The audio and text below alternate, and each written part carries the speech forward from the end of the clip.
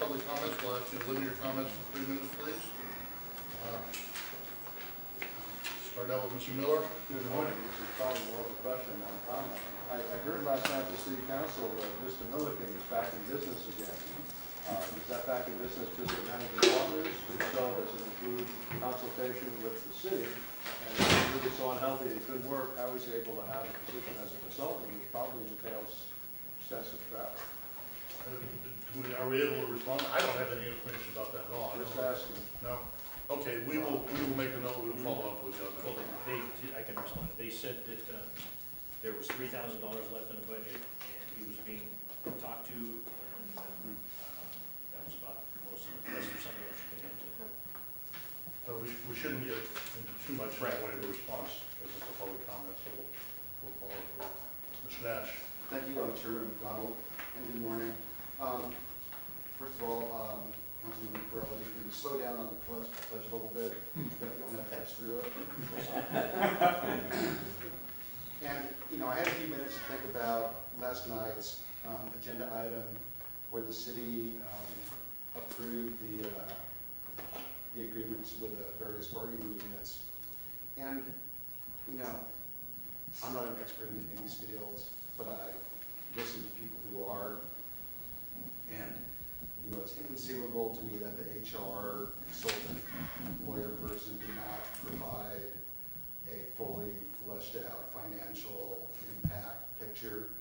And, whereas I do fully support the city manager and his staff, the city council needs to have this information for them to make the appropriate decisions. And it's, it would be disappointing for a member of the public to file a freedom of information request to pry this information loose. I mean, that doesn't shed a positive light on anybody. And we should always resort to best management practices and not, let's do this stuff right. So hopefully moving forward we can have a full financial picture, because I've been following this stuff for 6 years. We've made a lot of changes, but I don't want to fall back into old habits and bad habits, because that would be just too discouraging on a personal level. So that concludes my statement. Thank you. Thank you. Mr. Molina. Thank you. There was a couple of things in listening to the council meeting last night that I was perplexed. When Councilman Perello was asking questions about the work schedule at the library, no one seemed to want to tackle that, claiming, well, this was not part of the purview of the negotiations. It's interesting, in the SEIU negotiated MOU, Article 31 specifically says, hours of work. Also, in my 20-some years, city attorneys always emphasized and insisted that something that is wholly and purely and completely in the domain of the city, for which they would never negotiate away, was the authority to determine work schedules. So I was perplexed. I didn't hear the city attorney say anything last night. But then what really upset me is either this fiscal policy task force stands for something, or we are just window dressing. We have to decide what we want to be. When the mayor chastises Councilman Perello for asking just too many questions of a financial nature, this is terrible. Let's stop asking questions of a financial nature. And then 10 minutes later, he chastises Councilman Perello for taking so much time in the fiscal policy task force meeting that we're using the auditor's time at the meeting. Well, if he doesn't get time at the council, and we don't get time at the fiscal policy task force, what does the mayor want? Mayor Flynn is sounding so much like Mayor Holden that it is upsetting to me. And I know I'm not supposed to say anything like this during an election, but quite frankly, we either stand for something or we're just window dressing. I think this committee, this task force, should send a joint comment to the council that says we either have the right to ask specific questions of the auditors, whatever time it takes, at these meetings to get answers, or the council has to provide opportunity at the council meeting to ask the detailed questions to get the answers that the public's entitled to. Thank you. Mr. Labor? Yeah, just to add to that, I don't want to talk about something else, but just to add to that, I think the mayor, it was funny because I was there last night, and the mayor used to be exactly like Councilman Perello was 10 years ago when Holden was the mayor. He was the lone one trying to get answers. And now he's the one, he's got the Holden role now. I don't know, I'm not saying he's like Holden, but it's kind of funny that he's trying to stifle, get into the truth, and he was trying to do the same thing when he was a councilman. But my question's on, I don't understand last night, this letter of credit stuff. I don't know why it was even brought up last night. It wasn't agendized. The stuff that was talked about, I think was already known. We already knew that staff didn't hand in the quarterly reports on time, so that's a fault of Mr. Nyhoff and his team. I mean, that's obvious. So I don't know why that line of questioning happened. We know that the bank waived the requirements. They knew the audit was late. They knew they weren't getting the quarterly report. So why was this brought up at all? You know, so that got me to thinking that there's something going on that we don't know about. And since it's, I'm thinking in a Machiavellian sense now, and since it's an election cycle, I'm beginning to think that there's some bad news somewhere that's not coming out. Now, if the city's hiding bad news, it is not saying it and waiting until after the election, there's going to be, you know what to pay. So I'm just making that point. I don't want this to happen. I don't want it to go back to the old days, like Steve was saying. You know, don't hide stuff. We need to know now, but as a fiscal impact, with a fiscal policy task force, we need to know it.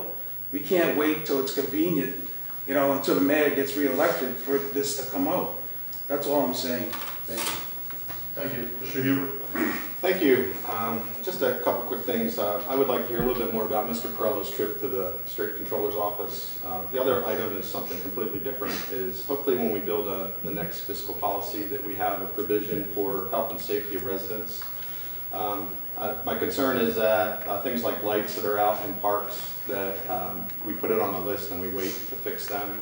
I called in a light in South Winds Park. The day I called in the light, someone was shot. It'd be nice to get that light fixed so that it doesn't happen again. Things like that, so that we can keep the city safe. Thank you. Another bite at the apple. Another bite at the apple? Yeah, the bite of the apple, yeah. Mr. Perello wrote a letter about his trip to the controller's office. That and some other information is contained in an article in the Citizens Journal that you might want to read. I also do want to make a statement. Looking at what's been happening the last few months, it's clearer than ever that we need more financial and management skills on the council and the treasurer's office and in the finance department, since we have 7 openings right now that are being recruited. We have major problems in the skills that we need in the city to address some of these issues that we're talking about here. We shouldn't have to be bringing these things up. These should be handled internally by the people working for the city. Okay. Mr. Velasquez, did you have a comment or no? No? Any other public comments? No? Thank you all. We'll move to review and approval of the minutes. Council members indicated, Perello has indicated he's okay with the minutes. I'm okay with that. So we will accept those. Status update on desk review by State Controller's Office.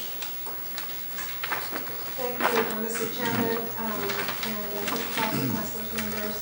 We have with us today our auditors who presented some information to the council last night, but I'm here to present to you the status of the State Controller's Office review of the audit, single audit, as well as the status on where they're at with the quality review report that will be coming out in a couple of weeks. And so with that, I'd like to turn it over to Eden and Don Eckert so that they can provide you with a status update. Good morning. Last evening we presented to the council the status of the SCO project. There actually were 2 reports that are transpiring. One of the reports was on the single audit that was issued with no findings on August 29th, which is good for the city and good for everyone in the sense that that is the clean bill of health for federal funding. And for cities that don't get that, it presents future funding problems for them. So that's nice to have that behind us, and it's worth celebrating. The second part of the SCO process is that the SCO was doing a review of ED and painting. They came to Redlands. They had projected 2 weeks. They started on August 15th. They asked to have all of our electronic files loaded onto 2 laptop computers, which we had furnished them. They apparently, in other city audits, had not had that luxury, which made their job a little more difficult, and they were not. So in any event, they took a week and said that they had completed it, so effectively they did it in a week rather than 2 weeks. We had a conference call at the end, and they said that they expected the SCO review in Sacramento to take a few weeks, but they did not expect any material findings. They expected the report to be 2 to 3 pages, and when you compare that to the City of Bell, which was 96 pages, City of Beaumont, if you include the appendices, 125 to 130 pages. So they have never seen 111 suggestions before. Most they've ever seen is 2. They admired the city for accepting the challenge. And in some cases, city managers actually call the SCO and say, our auditors gave us 2 suggestions. Could you find us some new auditors? And they actually said, we admire the city management and we admire Edie and Payne for standing tall and bringing these items to light. So we actually believe that unless the SCO people that review the field work, that there will be a celebration shortly. Thank you. Any comments, Mr. Lavery? Yeah, that's good news. I mean, I just want to say, in a lot of stuff we say we criticize heavily the city, but we don't want bad news. We want things to go well. We're not happy when they don't. This is good news, what you're saying. So that's a good thing. But one of the things I read the report on Bell, and there was a subsequent report 2.5 years later, and they were having the same problems that they had before, with budget, things, financial internal controls. And it's a concern for me is, well, okay, the city had the courage to accept the 107 fines, you had the courage to find them, and make sure the city understood them. So what's the plan to fix them going forward? Since there's, like a lot of people are saying, that the city's strapped for talent right now, financial talent. So are we gonna be here 3 years later saying the same thing? Is there a concrete plan to fix this? I know it's gonna take time, but what is the plan going forward to fix all these, serious findings, or whatever the term is for, 63 material weaknesses, 60 material weaknesses. I mean, that's unheard of, like you said. So there is a plan being developed, and it's our understanding that will transpire this fall. Obviously, we will look at that progress during our audit and report back to the task force and to the city council. But a major reason that there's still a lot of work to be done is those have not yet begun to be addressed. Everyone is sensitive to it. The great thing is a year ago at this time, we didn't know we had those issues. We thought there were issues out there. We now even maybe have department heads that are willing to sign representation letters for their department. Mr. Tedeschi, you had a comment? Jackie? Yes, thank you. Since I don't know very much about finance, and I sure have learned a lot, the difference from when you both spoke quite a long time ago, it is a year, as time flies. Time flies, time flies. You definitely give a more positive note than when you started out, so that's what we expected to receive.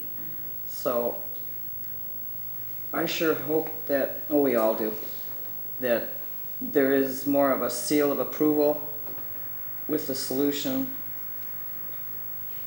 and problems being solved. So that's just, Yes, we agree, Thank you. and yet we will always be objective because we report to the city council and the citizens. But we are very hopeful that that will take place, and we are very encouraged that we have people that were not here a year ago that are still here. Obviously, we've had some other turnover, but we're making progress, because there are. and we're not going to fix it overnight. No, because there are still a lot of gaps, so. Yep. Filling the I mean, there were gaps. like 5 consultants a year ago. We're 2, so we're getting there. Mr. Velasquez? I have a question for you. I read the report. This report, an audit was for 2014, 2015. On that report, I believe I read somewhere in the line where it states that if there's any outstanding issues or that need to be amended, there was resolutions imposed. If that's true, is there any outstanding issues that if resolutions are imposed on those issues that need to be addressed in the 2015, 2016 audit, according to the report? When you say, which report are you referring to? The one you have online. You may not be familiar with what we have online unless, Oh, Yeah, okay. which one? that's controlled by the city. The SCO did have questions on the single audit, Okay. and management and Edie and Payne responded to those. And that's what generated the letter on August 29th, where they said, we accept it as filed, no findings. So they asked for clarification in July, I believe, and we got the approval on August 29th in writing. Okay, thank And you. it was 3 words, no findings. What was the last word? Noted. Noted, that's the 3rd word. That's a It third. was 3 words. Alzheimer's kicking in, right? That's not a good sign for an auditor. Yeah. What's the difference? I knew it was 3. dealing with our numbers. Ms. Yes. Tracy? I was surprised when you said you were able to send electronic reports to the SCO, because my opinion, after dealing with the city for many years, is that we don't have any document management software, either for financial or for the city clerk. And so, as you discovered, reports are very difficult to locate. You have to go to offsite storage and dig through a bunch of boxes. You know, look how far we're into the digital future, and the city, I never hear them talking about money to purchase the software. That would be a huge solution to a lot of the problems that you face and I face. I think they are addressing that, and there's some discussion that's going on. Just to clarify, the SCO came to Edie and Payne, and all of our files are electronic. So we downloaded our files on 2 laptop computers, but they did not leave our office. We had someone sitting with them because those are our property. They had full access, and anything that they needed copies of, they had to request in writing. So the files electronically were our files, Edie and Payne. But they're Our work papers. It's Oxnard data, is that correct? It's Oxnard data, So with our Would the procedures city have applied to to it. purchase that from you? Sorry? Would the city have to purchase that from you if we ever get the software? No, no, because our work papers are the basis of the opinion that we put on your financial statements. You didn't create Somebody any bring it up to information, council you just someday. accumulated the information that's already there. Correct. And it's a statistical matter to review that. That's what And- he's trying to say. We came up with recommended adjustments of like 150 adjustments. So it was- I guess my problem is I don't want to see us have to wait 3 years to get the money to buy the decent software so that document management happens. They haven't asked us to participate in that process. We're having too much fun on other Right. stuff. I'm trying to impose on the council members Okay. to bring it up. Any other comments?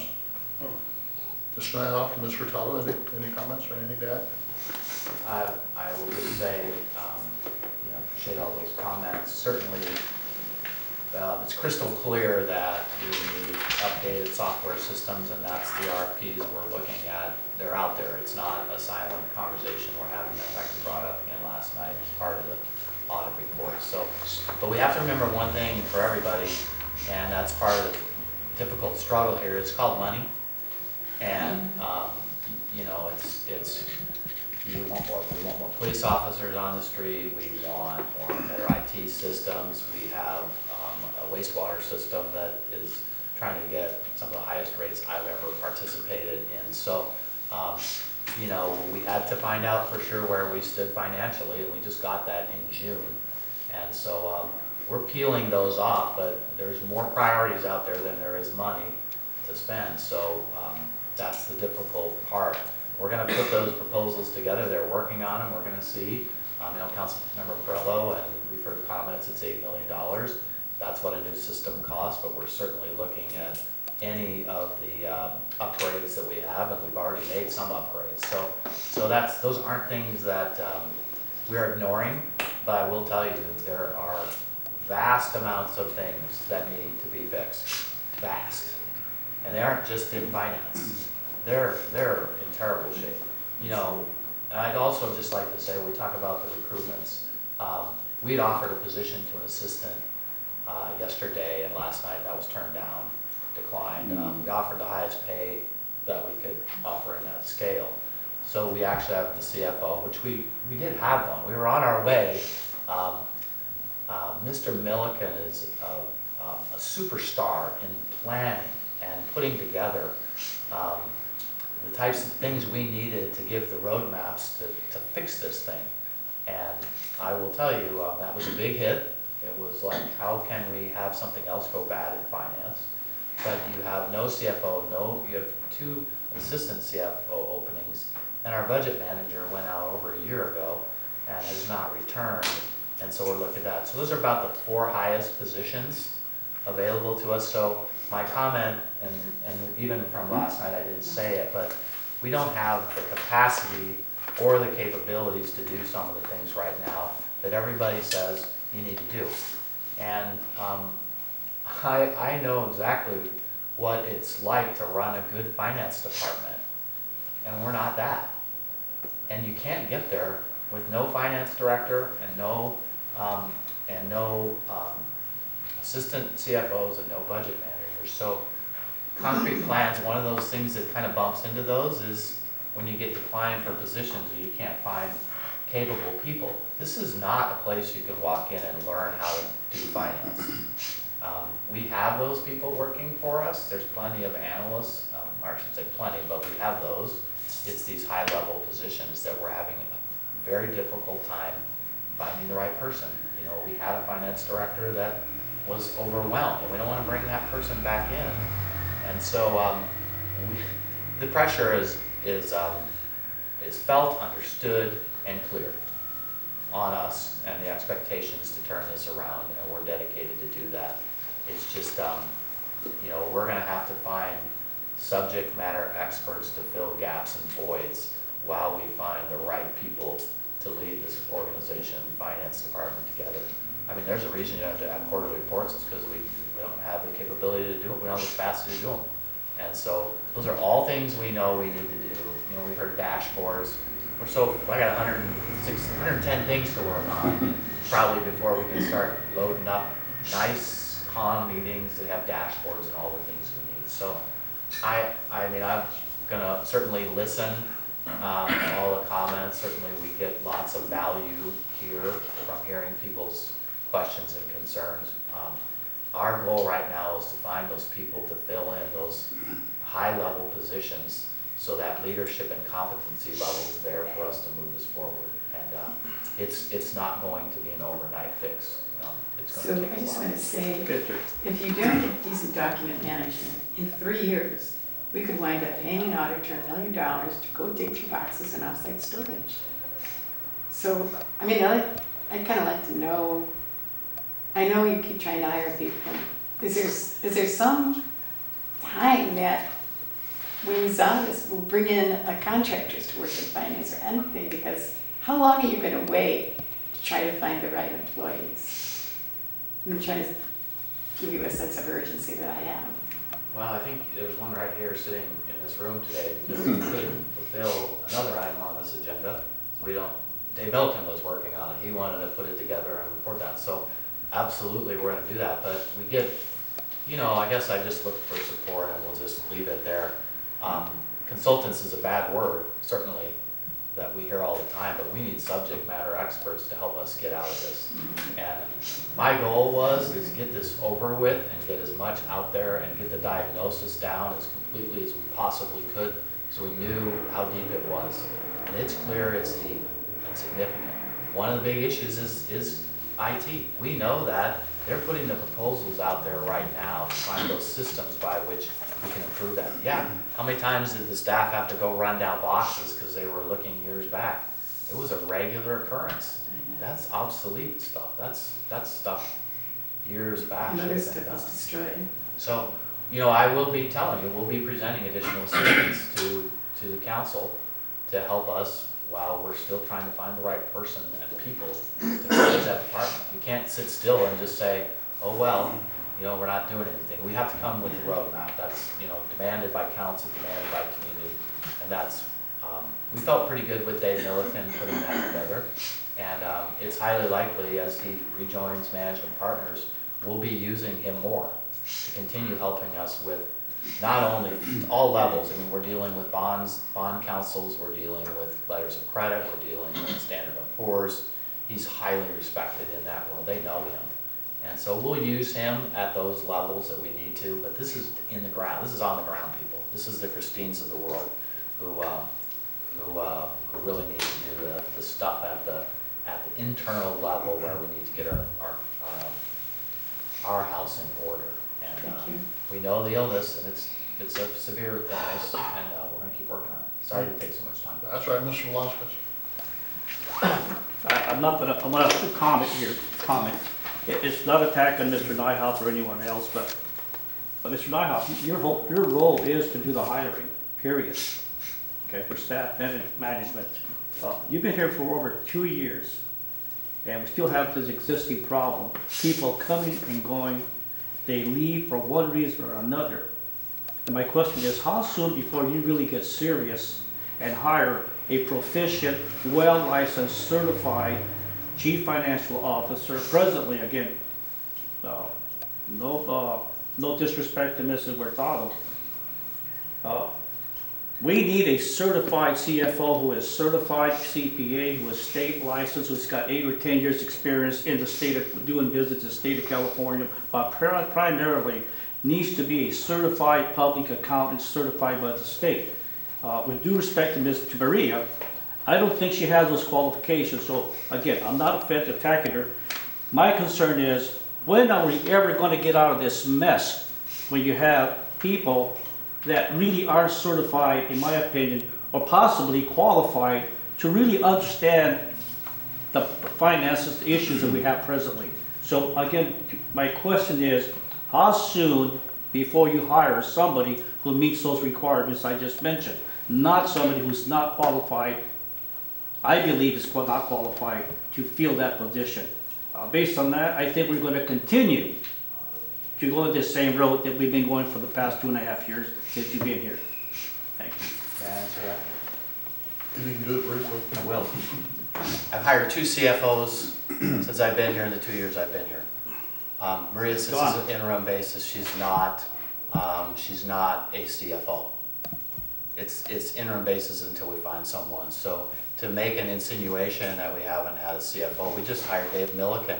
You know, I can't, trust me, if I could have kept him from going on vacation, I would have, if I would have known that was going to happen. So to say we haven't done that is not true.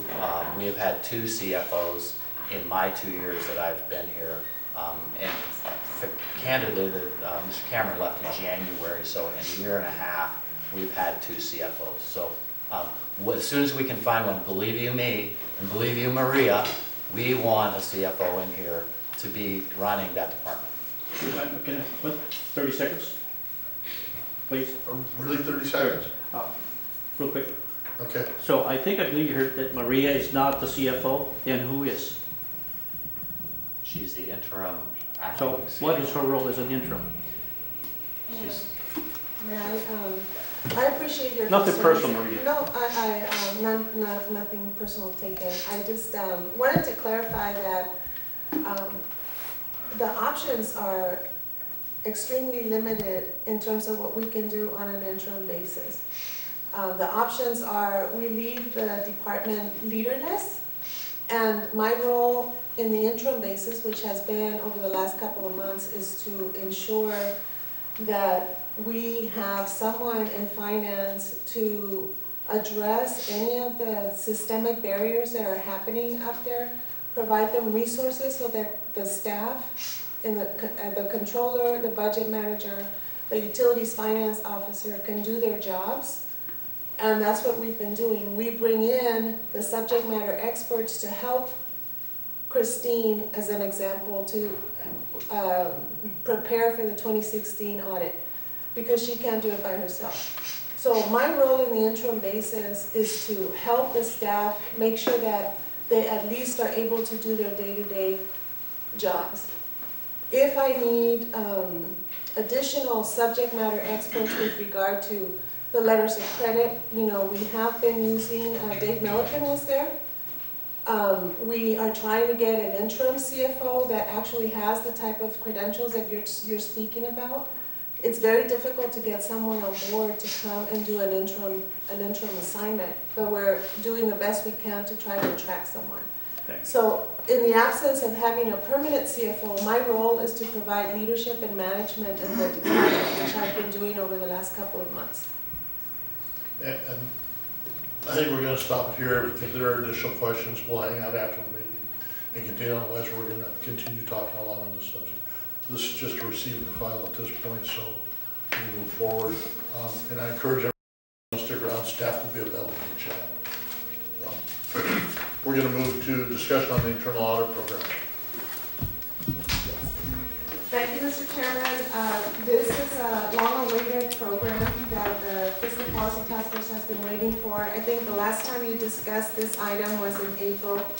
And because of the transition we've been going through in the finance department, we've been unable to move it forward. But we have asked Bob Dice from the public management group to come back and help us be the project manager so that we can move this forward. So with that, I'd like to turn it over to him so he can speak to you about what the plan is and get your feedback on some of the process that we're going to be undertaking in the next few months. Bob? Thank you. Actually, I got a call from Maria and Greg while I was on vacation in the mountains at a cabin, and I looked at this phone number ringing. I had to make a judgment call. So I did answer it, and I'm glad to be here. What I'd like to do is help you with a selection process to pick an internal auditor. I want it to be a good experience. And so what I came here today is to hear from council and the public about how we can improve the process. Obviously, the first process was suspended. What can we learn from that I can put into this new process? And then I'll develop a scope of work, RFP, etc. I'll do a complete package in about a couple of weeks, and then I'll bring it back to you to have you review it before we send it out.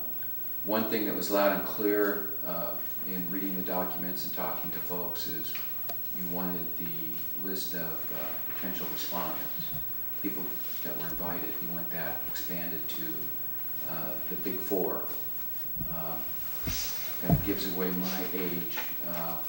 My first job was an internal auditor for the city of Sacramento, and it was the big eight. I've obviously changed since 1979. It's down to big four. But anyway, what I'd like to do today is get your input on the last experience and how we could make it better so you can have a good experience for the next RFP process. And then we'll put a package together and we'll meet one more time before we send it out. Can you speak out a little louder? Can't hear you, please. So with that, Councilmember MacDonald and Perello. Councilmember, I'll start with you. Thank you. What I'm looking for is exactly the widest net to catch as many opportunities for people to apply for this job. It can be the big 8, maybe 4, could be Joe Blow, but I want the widest net so they all have an opportunity. The second is I want a specific scope of what they're going to do. Now that the situation is not just the auditors, now it's combined with a whistleblower, I want it broken down. How much is going to be auditor's function, how much is going to be whistleblower function. With that, there needs to be an accounting to the organization, the city council, that we can hold these people. Are they spending too much time on the audit, too much time on the whistleblower? Is one getting shortchanged over the other? The scope, schedule, and budget, and then broken down by audit function, which has now been combined by the city into a combination of whistleblower function. On the selection process, I will trust the staff, but I request one member of the Fiscal Policy Task Force to be involved. If anybody turns in a resume that is not inclusive of all the options, past the date that the applications are dated as a final date, they're not to be included. Because that is, in my opinion, not fair, whether they're professional or non-professional. If we put out a job opportunity and we have a date, they will be received by a certain date, time, and somebody comes late, it's like being late for the dance. And if they do not meet the criteria we're asking for, it's like showing up without the appropriate clothing for a dance. That's what I'm asking. Quick question for clarification. When you say member of the Fiscal Policy Task Force? One of the 2 people on this board. Okay. And last time I asked that both of us be on there because I didn't want to exclude you from the process. I'll go with that also if you want to do that, but at least one of us on board. And the only thing with that is we have to be very careful of the Brown Act that we don't compare notes or talk about it, but I'd still like to see both of us involved in the process. Okay. Any comments from the Mr. Molina? Yeah, I might suggest, I know this is going to be a request for proposal, but I think they should have it addressed to the city clerk. I think the city clerk should set a time certain that he will publicly open those documents and that he'll read off the name of the company submitting it, the cost, which I suspect should be included as part of the scope, and to identify that those basic requirements that have been enumerated by Councilman Perello are in fact included in the documents that are submitted. The city clerk will not review the documents, but there should be a check mark process at the front identifying that everything that's been requested is there and signed off by the person who's submitting the documents. From that point, those documents then can be turned over to the Fiscal Policy Task Force members for their technical review. But because last time staff said, well, we received some, we communicated with some, then they submitted letters after the deadline, we don't want that kind of a problem to occur again. So I strongly suggest this method of doing it. It works in every other city I've ever worked at, okay? Oh, no. Oh, Mr. Hubert? Yes, thank you. Thank you for the opportunity to talk about the RFP process. I've been involved in putting out RFPs and evaluating them on large numbers. One of the things that I'd recommend is that we show the applicants the evaluation criteria for which they'll be evaluated against. When you talk about things, I'm sure you're going to have technical performance, key resumes, and price. They need to know what's the most important in that evaluation. Certainly price is always, the lowest price, whatever, technical, acceptable. But they need to know whether they need to have super exceptional, superstar resumes, because that's more important than knowing compliance and governance and things like that. So, thank you. Mr. Moore? Two things. In your bidding, you might consider a bidder's conference as well as part of that process. Secondly, is it being made clear that this position reports to City Council, not to City Management? It is. And just a couple of observations from the last process. There were one, maybe 2 submittals that, in my opinion, were not fully responsive or fully responsible. So I'm sure that we will vet through the process to make sure that that doesn't. I don't want to waste my time reading something that was not responsible or not a responsible bid. And secondly, my understanding is because this is a contract for services as opposed to contract for labor. We are not locked into the lowest responsible bidder, that we have discretion to pick who we think is the best position for the action, the job, correct? That's the beauty of an RFP. Price is a factor, but experience, resumes, et cetera, is also a factor. Yes, sir. Having chaired public company audit committees, and going back to criteria of how you're evaluated, if we don't have an audit charter, we should get one before we ever start this process, because I wouldn't apply for this job if I didn't know what the charter was. Otherwise, it becomes a witch hunt. You need a charter, and it needs to be done before you start the process. Can you please explain, what do you, go a little more in It's depth? basically what you expect of an internal audit position. Who they report to, where the areas of focus that they're going to go into. You look at any public company report, you'll see an audit charter in every annual report, right? Yeah, who, what, when? There, it's clear ground rules. The city manager has identified the golf course, city court. No, that's not it. Those are specific tasks. You're talking about a charter. There is a charter. In the RFP. Okay, let me, Is, Bob, is that consistent with what you would consider a best practice charter? Because the last time I looked at it, it wasn't. Well, we can talk about it afterwards if you wish.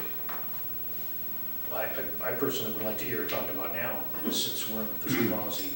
well, it's gonna come back to us before it goes out, so let's let them put their heads together, work to get a charter that they think is appropriate, they'll bring it back to us, and Well, if we have to do that, we have to wait one more month for another meeting for the fiscal policy. we can call a special meeting if we need to. All right. Mr. Velasquez, then I'll come to you. Yeah. I've started on review panels, oral panels, interviewing RFPs. And one of the things that I've learned, I'd like to see some independent outside member of the public serve on that panel. The reason being, to try to keep away from, not saying that there has been or hasn't, but stay away from cronyism and make it a non-biased committee panel. Because I've been involved, I've served up, I know what can happen. So I would like to make a recommendation that you have a member or two of the public serve on that review panel for the RFPs. Ms. Nash? Thank you. Please listen to what Mr. Ecker and Mr. Heber are saying. That's our default position should always be BMP, and you utilize what's out there the best. I think that is the least we should have expected the city of Oxnard. Let's not do things halfway. Let's go all the way best. And do it the right way. Do it the right way. I agree. Okay. Do you have enough information to kind of guide you? Good input. The one thing, Councilmember MacDonald, when proposers submit something that just doesn't cut it, you know, we do the best we can to have a good scope of work. We can have a pre-bid conference to answer questions. At the end of the day, if a firm is dead set on submitting something that's poor, we have one or two choices.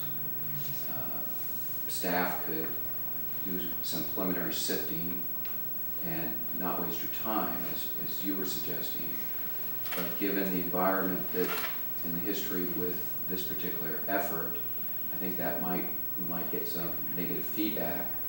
And so the other alternative would be when you review these, you reflect the poor proposal with the lower points, and it is reflected in the points.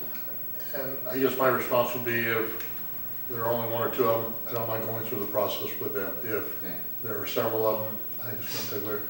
But I think we could probably cross that bridge when we get to it, if we get to it. But I'd really like to stress that they, I mean, to me, it's a quality issue. And if they submit a poor presentation, I'm worried about the type of audit services they're going to give us because of their lack of due diligence in their own process to put together a quality package. I don't think they're going to give us a quality service. So That would be my initial feeling on all of it. So if we get a ton of them, maybe we'll revisit. Yeah, I don't think we'll get a ton of them, and maybe we can go through a quick vetting process when we do the preliminary review of them. My goal, and hopefully Councilman Perello will agree with this, is we'd like to get the quality program in place as quickly as possible, but not do it so quickly that we shortcut it or sell ourselves short. I'd just like to say this first, George. I think that bringing you in here another time and asking direction from us, you should be able to put something together in plain English. Very easy to understand plain English, no matter if you're one of the big four or your mom and pop. You can understand it. And if you can't understand the rules and you can't submit according to the rules, I'm unfortunate that I have to tell you, you don't qualify. Not that we have to waste time. And I would expect that from you. I would expect you to put it out in very plain English, what we want, what we expect, the scope, schedule, and budget. And if they can't abide by that, they shouldn't waste our time or their time or the public's expense. I agree with Councilman MacDonald. It's the best thing to get it going. This has taken way too long. Mr. Miller? I was on both the sending and receiving end of RFPs for about 30 years when I was a consultant, and some of them very complex. And it occurred to me that people that went through the process that you already may be a little skeptical if you approach them again with essentially the same RFP. You might want to consider how you're going to word that to them to motivate them to rebid again. Mr. Velasquez? In response to Mr. Perello, I agree with you, Mr. Bill, but I think that is your role to give Mr. Dias a direction specifically what you want at RFP. You draft an RFP. You put in what you want from that auditing firm or whomever. That comes from you as the city council to give Mr. Dias a directive what that RFP should stipulate. So I just want to share that with you. That's your decision. If I can respond. The assistant city manager contacted me, informed me that Mr. Dice had been brought on board. I beg your pardon, it was not the assistant city manager. The executive secretary for the city manager contacted me that Mr. Dice was going to be contacting me, which he left me a phone call yesterday. I was not able to get it. I left a response on the phone this morning with respect to my input on this process. The Councilman MacDonald and I would be contacting Mr. Dice. We would get input, and he was going to be guiding us through this process. That's at the direction of the city manager. Okay. So that was my point. It comes from you. And Mr. Dice will be seeing the RFP before it actually goes out. Okay, thank you. Any other comments? No? Hopefully you have enough direction to help you out there. You bet. Thank you. Item F, consider Councilmember Pearl's request to add items to future fiscal policy task force. Councilmember? Yeah, I'd like to,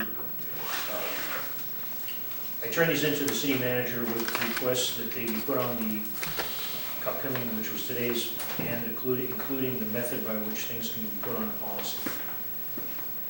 Two big ones that bother me here. Number 3. There is a response on page 20 of the audit indicating that the city's response making the city fiscal policy task force responsible for the audit of the city of Oxnard. Now, in full disclosure, this is in response to the 14-15 audit. I was placed on this organization in October of 15, so basically they're talking about Councilman MacDonald and Councilmember Ramirez.